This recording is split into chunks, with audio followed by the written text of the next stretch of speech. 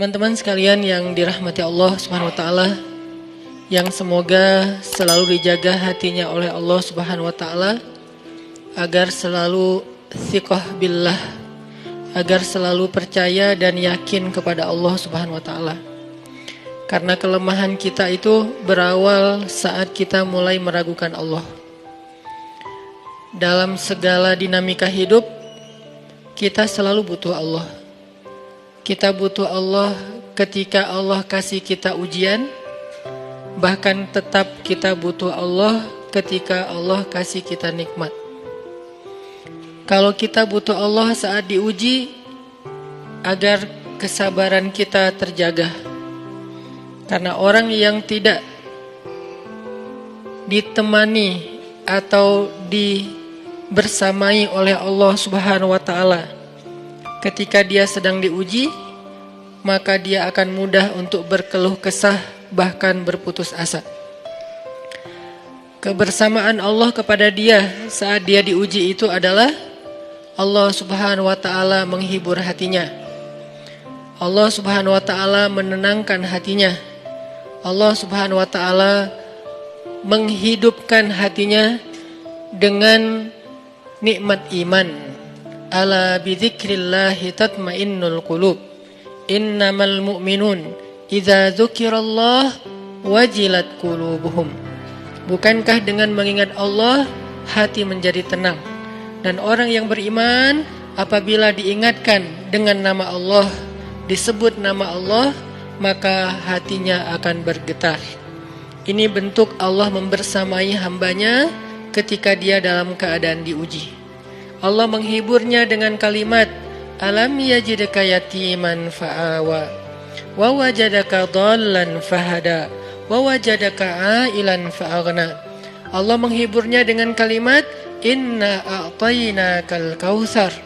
Allah menghiburnya dengan kalimat, kalla saya'lamun summa kalla saya'lamun.